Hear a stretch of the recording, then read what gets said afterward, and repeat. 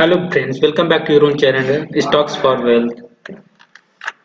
तो इस वीडियो में बात करने वाले हैं कार्बोरंडम यूनिवर्सिटी के क्वार्टरली 4 के रिजल्ट के बारे में। अभी हाल ही में कंपनी ने अपने Q4 के नंबर्स पब्लिश कर दिए हैं। चलिए देख लेते हैं कंपनी ने किस प्रकार का परफॉर्मेंस किया है इस क्वार्टर में, और तुलना भी करेंगे पिछले क्वार्टर्स में। तो सबसे पहले बता देते हैं, कंपनी ने ₹2.5 का डिविडेंड अनाउंस किया है। से तुलना करेंगे, ये जो हमारा करंट क्वार्टर का है, क्वार्टर 4 का, और ये पिछले क्वार्टर का, और ये लास्ट ईयर क्वार्टर का है। तो चलिए तुलना करते हैं। ये सारे फिगर जो है लैक्स में दिए हैं, इसे हम करोड़ में कन्वर्ट करके बताएंगे। तो चलिए सबसे पहले देख लेते हैं ने इस बार कितना टोटल इनकम जनरेट किया है। तो कंपनी ने टोटल 1213 करोड़ रुपए का इनकम जनरेट किया है, जहां पिछले क्वार्टर में कंपनी के टोटल इनकम थे 1165 करोड़ रुपए। वहीं इस बार कंपनी के टोटल जो है इनकम आए हैं 1213 करोड़ रुपए। और इनकम में देखा जाए क्वार्टर ऑन क्वार्टर बेसिस पे, तो ये जो है 4% का लगभग जंप है। वहीं अगर ईयर ऑन ईयर कंपेरिजन किया जाए, तो जहां पिछले साल आए थे 1219 करोड़ रुपए, वो इस बार आए हैं 1213 करोड़ रुपए।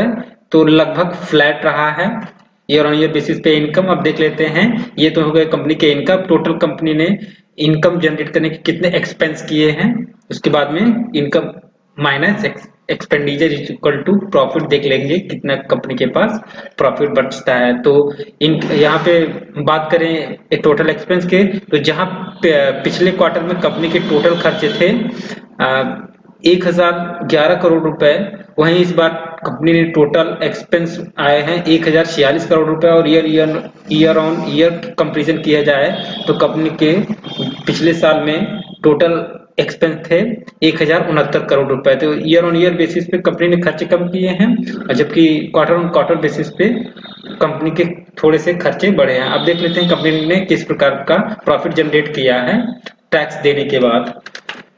तो कंपनी के तो net profit for the period देख लेते हैं टैक्स को माइनस करने के बाद, जहां पिछले क्वार्टर में कंपनी के प्रॉफिट्स थे 111 करोड़ रुपए, वहीं इस बार कंपनी के टोटल प्रॉफिट आए हैं 142 करोड़ रुपए। तो year on year quarter on quarter basis पे ठीक ठाक कंपनी ने प्रॉफिट जनरेट किया है, और प्रॉफिट में लगभग जो है 2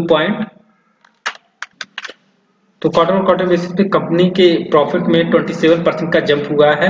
और वहीं ईयर ऑन ईयर बेसिस पे देखा जाए, तो पिछले साल कंपनी के टोटल प्रॉफिट 148 करोड़ रुपए थे, जो घट करके 142 करोड़ रुपए रह गए हैं। तो ईयर ऑन ईयर बेसिस पे कंपनी के जो प्रॉफिट हैं वो लगभग 4% ड्रॉप हुए हैं, और क्वार्टर ऑन क्वार्टर बेसिस पे 27% इंक्रीज हुए हैं। तो अच्छे प्रॉफिट जनरेट किए हैं।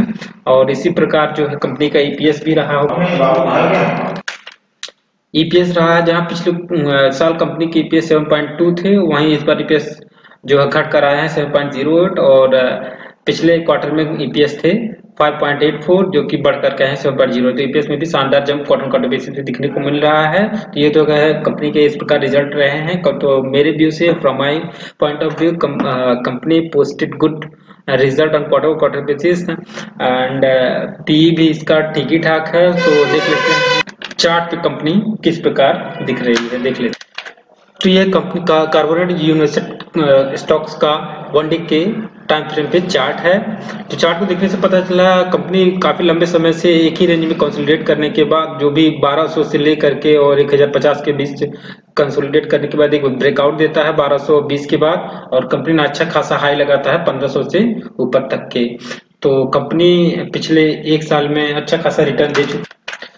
रिजल्ट तो मेरे हिसाब से ठीक ठाक है, और कंपनी परफॉर्म्स भी कर चुकी है ये रिजल्ट के अनुसार। तो अब देखते हैं, यदि कंपनी जो है एक डिप लगाया जा सकता है, यदि कंपनी लगभग जो है 1220 के रेंज में या 1320 के रेंज में आती है, तो यहाँ पे एक कंपनी को चांस मिल सकता है एक्यूमुलेट करने का। तो कंपनी को जरूर देखिएगा।